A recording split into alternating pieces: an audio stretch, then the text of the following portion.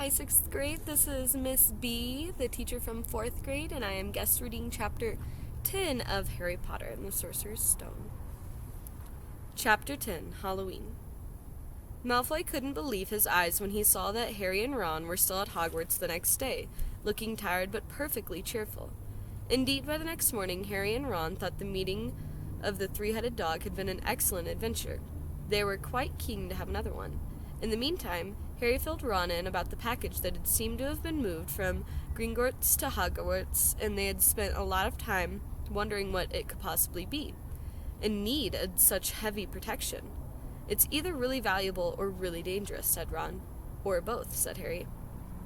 But as they knew for sure, the mysterious object was that it was about 2 inches long, they didn't have much of a chance guessing at what it was without further clues.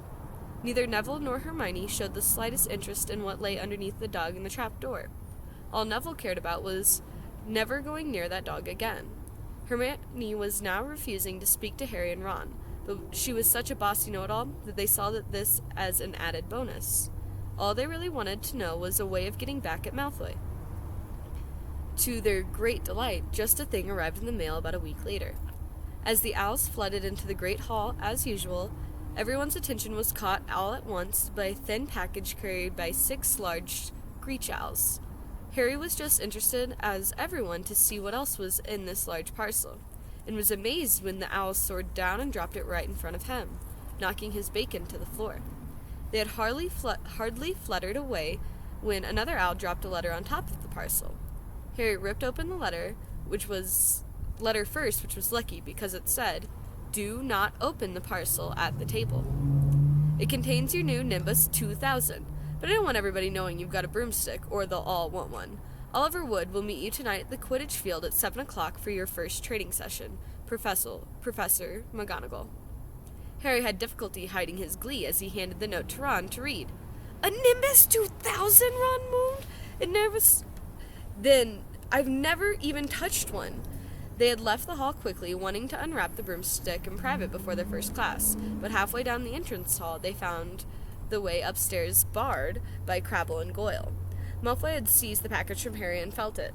"That's a broomstick," he said, throwing it back to Harry with a mixture of jealousy and spite on his face. "You'll be in for it this time, Potter. First years aren't allowed them." Ron couldn't resist it. "It's not any old broomstick," he said. "It's Nimbus 2000. What did you say you've got at home, Malfoy? A Comet 260? Ron grinned at Harry. "Comets look flashy, but they're not the same league as the Nimbus." "What would you know about it, Weasley? You couldn't afford half the handle," Malfoy snapped back. "I suppose you and your brothers have to save up to buy it twig by twig." Before Ron could answer, Professor Flitwick appeared at Malfoy's elbow. "Not arguing, I hope, boys," he squeaked. "Potter's been sent a broomstick, Professor," said Malfoy quickly.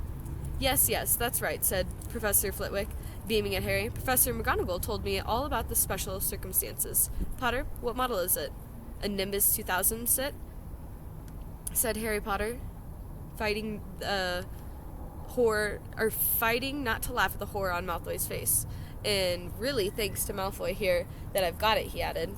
Harry and Ron headed upstairs, smothering their laughter at Malfoy's obvious rage and confusion. "Well, it's true," Harry chortled as they reached the top of the marble staircase. "If you hadn't stolen Neville's remember ball, I wouldn't have even been on the team." "So, I suppose you think that that's a reward for breaking the rules?" came an angry voice from behind them. Hermione was stomping up the stairs, looking disapprovingly at the package in Harry's hand. "I thought you weren't speaking to us," said Harry. "Yes, don't stop now," said Ron. "It's doing us so much good." Hermione marched away with her nose in the air. Harry had a lot of trouble keeping his mind on his lessons that day. It kept wandering to the dormitory where his new broomstick was lying under his bed, or straying off to the Quidditch field where he'd be learning to play that night. He bolted his dinner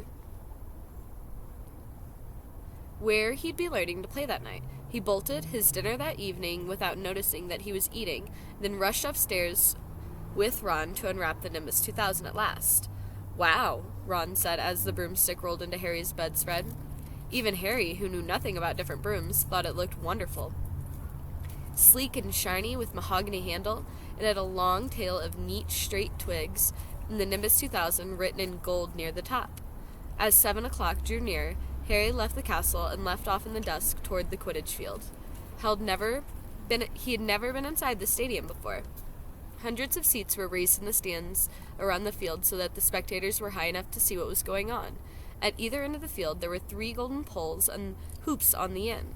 They reminded Harry of the little plastic sticks Muggle children blew bubbles around, except they were 50 feet high. Too eager to fly again, to wait for Wood, Harry mounted his broomstick and kicked off the ground. What a feeling! He swooped in and out of the goalposts, then sped up and down the field. The Nimbus 2000 turned wherever he wanted at his lightest touch. Harry Potter, come down! Oliver Wood had arrived. He was carrying a large wooden crate under his arm, and Harry landed next to him. Very nice, said Wood, his eyes glinting. I see what McGonagall meant. You really are natural. I'm to teach you the rules this evening. Then you'll be joining team practice 3 times a week. He opened the crate. Inside there were 4 different sized balls. Right, said Wood. Now Quidditch is easy to understand, even if it's not too easy to play. There are 7 players on each side. 3 of them are called chasers. 3 chasers, Harry repeated, as Wood took out the bright red ball in the size of a soccer ball. This ball's called the quaffle, said Wood. The chasers throw the quaffle to each other, and then they try to get it through one of the hoops to score a goal. 10 points every time the quaffle goes through one of the hoops. Follow me? The chasers throw the quaffle and put it through the hoops to score, Harry recited. So that's sort of like basketball and broomsticks with 6 hoops, isn't it? What's basketball? Said Wood curiously. Never mind, said Harry quickly. Now there's another player on each side who's called the keeper. I'm the keeper for Gryffindor. I have to fly around our hoops and stop the other team from scoring. 3 chasers, 1 keeper, said Harry, who was determined to remember all of it. And they play with the quaffle. Okay, got that. So, what are they for? He pointed to the 3 balls on the left and the inside of the box. I'll show you now, said Wood. Take this. He handed Harry a small club, a bit short like a baseball bat. I'm going to show you what the Bulgers do, Wood said. These 2 are the Bulgers. He showed Harry 2 identical balls, jet black, slightly smaller than the red quaffle. Harry noticed that it seemed to be straining the escape of the straps, holding the inside the box. Stand back, Wood warned Harry. He bent down and freed one of the Bulgers. At once, the black ball rose high in the air and then pelted straight at Harry's face. Harry swung at it with the bat to stop it from breaking his nose.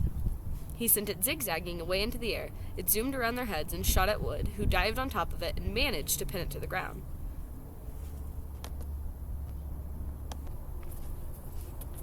See, Wood panted, forcing the struggling Bulger back into the crate and strapping it down safely. The Bulgers rocked around, trying to knock the players off their brooms. That's why you have 2 beaters on each team. The Weasley twins are ours, and it's their job to protect their side from the Bulgers and try to knock them toward the other team. So, think you've got all that? 3 chasers, and score at the quaffle. The keeper guards the goalposts. The beaters keep the Bulgers away from the team, Harry revealed off. Very good, said Wood. Have the Bulgers ever killed anyone? Harry asked, hoping that he sounded offhand. Never at Hogwarts. We've had a couple broken jaws, but nothing worse than that. Now the last member of the team is the Seeker. That's you. And you don't have to worry about the quaffle or the Bulgers unless they cracked my head open. Don't worry, the Weasleys are more than a match for the Bulgers. I mean, they're like a pair of human Bulgers themselves. Wood reached into the crate and took off the 4th and last ball compared to the quaffle and the Bulgers. It was tiny. About the size of a large walnut. It was bright gold and had fluttering silver wings. This, said Wood, is the golden snitch, and it's the most important ball of the lot. It's very hard to catch because it's so fast and it's very difficult to see. It's a seeker's job to catch it. You've got to weave in and out of the chasers, beaters, Bulgers, quaffle to get it before the other team's seeker, because whichever seeker catches the snitch wins the team and an extra 150 points, so they nearly always win. That's why seekers get fouled so much. A game of Quidditch only ends when the snitch is caught, so it can go on for ages. I think the record is 3 months. They had to keep bringing in substitutes so the players could get some sleep. Well, that's it. Any questions? Harry shook his head. He had understood what he had to do all right, and it was doing it that was going to be the problem. We won't practice with the snitch yet, said Wood, carefully shutting it back against the crate. It's too dark and we might lose it. Let's try you out on a few of these. He pulled a bag of ordinary golf balls out of his pocket, and a few minutes later, him and Harry were up in the air. Wood throwing the golf balls as hard as he could in every direction for Harry to catch. Harry didn't miss a single one, and Wood was delighted. After half an hour, the night had fallen, and they wouldn't carry on. The Quidditch Cup would have our name on it this year, said Wood happily as they turned back to the castle. I wouldn't be surprised if you turned out to be a better than Charlie Weasley. He would have played for England if he hadn't gone off chasing dragons. Perhaps it has become he now was too busy. What Quidditch practice 3 evenings a week on top of his homework? But Harry could hardly believe it when he realized that he had already been at Hogwarts 2 months. The castle felt more like home than Pivot Drive ever had. His lessons, too, were becoming more and more interesting now that he had mastered the basics. On Halloween morning, they woke to the delicious smell of baking pumpkins wafting through the corridors. Even better, Professor Flitwick announced in charms that they were ready to start making objects fly, something they had all been dying to try since they'd seen him make Neville's toad zoom around the classroom. Professor Flitwick had put the class pairs to practice. Harry's partner was Seamus Finnegan, which was a relief because Neville had been trying to catch his eye. Ron, however, was working with Hermione Granger, and it was hard to tell whether Ron or Hermione was angrier about this. She hadn't spoken to either of them since the day Harry Potter's broomstick had arrived. Now don't forget that nice wrist movement we've been practicing, squealed Professor Flitwick, perched on top of the pile of books as usual. Swish and flick. Remember? Swish and flick. And the saying the magic words properly is very important. 2. Never forget Wizard Berfolio, who'd said instead of "oof," he found himself on the floor with a buffalo on his chest. It was very difficult.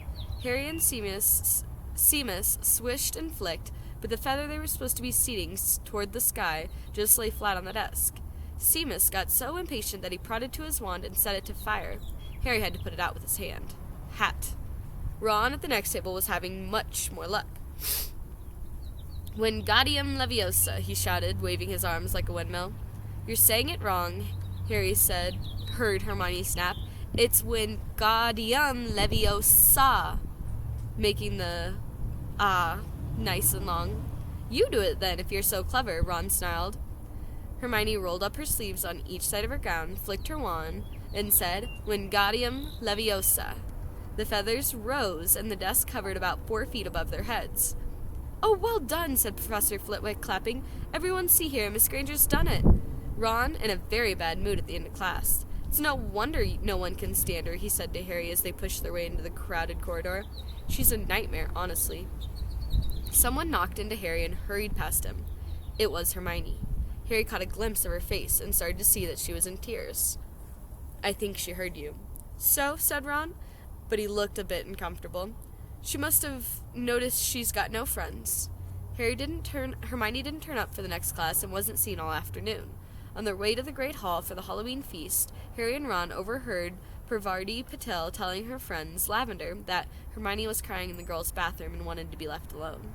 Ron looked more awkward at this, but at the moment after they entered the Great Hall where the Halloween decorations put Hermione out of their minds. 1,000 live bats fluttered around the walls and the ceiling, while 1,000 more swooped over the tables in black clouds, making candles and pumpkins stutter. The feast appeared suddenly in golden plates as it had at the start of the term banquet.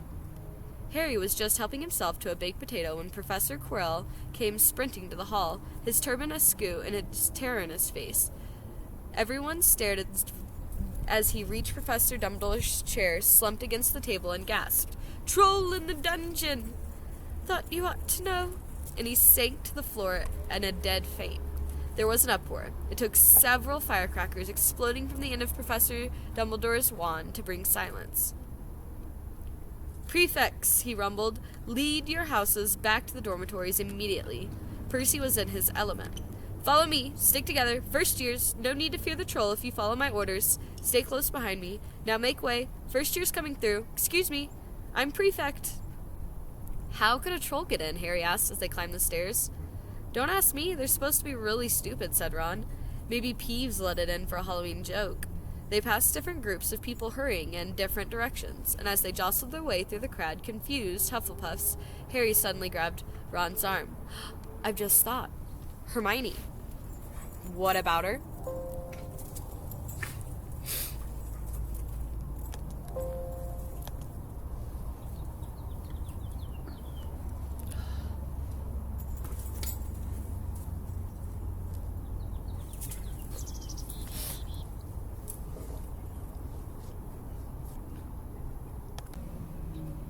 She doesn't know about the troll. Ron bit his lip. Oh, all right, he snapped, but Percy better not see us. Ducking down, he joined the Hufflepuffs going either way and slipped down a deserted corridor. They had just turned the corner when they heard a quick footsteps behind them. Percy! Hissed Ron, pulling Harry behind a large griffin. Peering around it, however, they did not saw Percy but Snape. He crossed the corridor and disappeared from view. What is he doing? Harry whispered. Why isn't he down in the dungeons like the rest of the teachers? Search me. Quietly as possibly, they crept around the next corridor after Snape's fading footsteps. He's heading for the 3rd floor, Harry said, but Ron held his hand. Can you smell something? Harry sniffed, and the stench reached his nostrils, a mixture of old socks and the kind of public toilet no one seems to clean. And then they heard it, a low grunting and the shuffling footfalls of the gigantic feet. Ron pointed at the end of the passage to the left. Something huge was moving toward them. They shrank into the shadows and watched as it emerged into a patch of moonlight.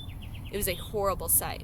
12 feet tall, its skin was dull, granite gray, and a great lumpy body like a boulder with its small ball head perched on top of a coconut. It had short legs, thick as tree trunks, with flat, horny feet. The smell coming from it was incredible. It was holding a huge wooden club, which dragged the floor because its arms were so long. The troll stopped next to the doorway and peered inside. It waggled its long ears, making up its tiny mind, then slouched down slowly in the room. The key's in the lock, Harry muttered. We could lock it in. Good idea, Ron said nervously. They edged toward the door, and their mouths dry, praying the troll wasn't about to come out of it. With one great leap, Harry managed to grab the key and slam the door and lock it. Yes! Flushed with their victory, they started to turn back to the passage, but as they reached the corner, they heard something make their hearts stop. A high, petrified scream, and it was coming from the chamber they'd just chained up. Oh no, said Ron, pale as bloody Bordelon. It was the girls' bathroom, Harry grasped. Hermione, they said together. It was the last thing they wanted to do, but what choice did they have? Wheeling around, they sprinted back to the door, turned the key. Fumbling in panic, Harry pulled the door open, and they ran inside. Hermione Granger was shrinking against the wall, opposite, looking as if she was about to faint. The troll was advancing on her, knocking the sinks over the wall as it went. Confuse it, Harry said desperately to Ron. Seizing a tap, he threw it as hard as he could against the wall. The troll stopped a few feet from Hermione, and it lumbered down, blinking stupidly, to see that he had made the noise. Its mean little eyes saw Harry. It hesitated, then made for him in an instant, lifting its club up as it went. "Oh, pea-brain!" yelled Ron from the other side of the chamber, and he threw a metal pipe at it. The troll didn't even seem to notice the pipe hitting its shoulder, but it heard the yell and paused again, turning around its ugly snap towards Ron instead, giving Harry time to run around it. "Come on, run, run!" Harry yelled to Hermione, trying to pull her toward the door, but she couldn't move. She was flat against the wall, and her mouth was open with terror. The shouting, the echoes, seemed to be driving the troll berserk. It roared again and started toward Ron, who was the nearest and had no way to escape. Harry then did something that was both very brave and very stupid. He took a great running jump and managed to fasten his arms around the troll's neck from behind. The troll couldn't feel Harry hanging there, but even a troll would notice if a big stick long up his nose, and Harry's wand had been in his hand when he jumped, and it had gone straight up the troll's nostril. Howling with pain, the troll twisted and flailed its club. With Harry clinging on for dear life, any second the troll was going to rip him off, or catch a terrible blow with the club. Hermione had sunk into the floor in a fright. Ron pulled his own wand, not knowing what he was going to do, until he heard himself cry the first spell that came to his head. "Wingardium Leviosa!" The club suddenly flew out of the troll's hand, rose high up into the air, and turned slowly over, and dropped with a sickening crack into the owner's head. The troll swayed on the spot and fell flat on its face, with a thud that made the whole room terrible. Harry got to his feet. He was shaking out of breath. Ron was standing there with his wand still raised, staring at what he had done. It was Hermione who spoke first. "Is it dead?" "I don't think so," said Harry. "I think it's just knocked out." He bent down and pulled his wand out of the troll's nose. It was covered in what looked like lumpy gray glue. "Ugh, troll burgers." He wiped it on the troll's trousers. Suddenly, a slamming loud footsteps made the three of them look up. They hadn't realized what a racket they had been making, but of course someone downstairs had heard the crashes and the troll roars. A moment later, Professor McGonagall had come bursting in the room, closely followed by Snape, with Quirrell bringing up the rear. Quirrell took one look at the troll, let out a faint whimper, and sat quickly down on the toilet, clutching his heart. Snape bent over the troll. Professor McGonagall was looking at Ron and Harry. Harry had never seen her look so angry. Her lips were white. Hopes of winning 50 points for Gryffindor faded quickly from Harry's mind.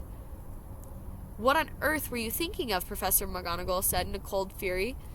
Harry's looked at Ron and was still standing with the wand in the air. "You're lucky you weren't killed. Why aren't you in your dormitory?" Snape gave Harry a swift, piercing look. Harry looked at the floor. He wished Ron had put his wand down. Then a small voice came from the shadows. "Please, Professor McGonagall, they were looking for me. Miss Granger!" Hermione managed to get up on her feet at last. "I went looking for the troll because I thought I could deal with it on my own. You know, because I've read all about them." Ron dropped his wand, and Hermione Granger telling downright lie to the teacher? "If they hadn't found me, I'd be dead now." Harry stuck his wand up its nose, and Ron knocked it out of his own club. They didn't have time to come and fetch anyone. It was about to finish me off when they arrived. Harry and Ron tried to look at it through this story wasn't new to tried to look as though this story wasn't new to them. "Well, in that case," said Professor McGonagall, staring at the three of them, "Miss Granger, you foolish girl, how could you think of tracking a mountain troll on your own?" Hermione hung her head. Harry was speechless, and Hermione was the last person to do anything against the rules. And here she was, pretending she had to get them out of trouble. It was as if Snape had started handing out sweets. "Miss Granger, 5 points will be taken from Gryffindor for this," said Professor McGonagall. "I'm very disappointed in you. If you're not hurt at all, you'd better get off to Gryffindor Tower. Students are finishing at their feasts and their houses." Hermione left. Professor McGonagall turned to Harry and Ron. "Well, I say you were lucky, but not many first years could have taken on a full-grown mountain troll.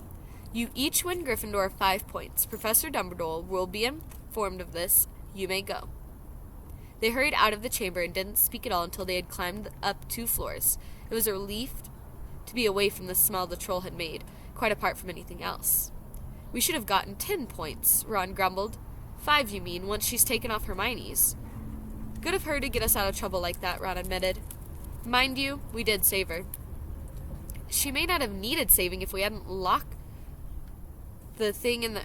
She might not have needed saving if we hadn't locked the thing in with her," Harry reminded him. They had reached the portrait of the fat lady. "Pig snout," they said, and entered.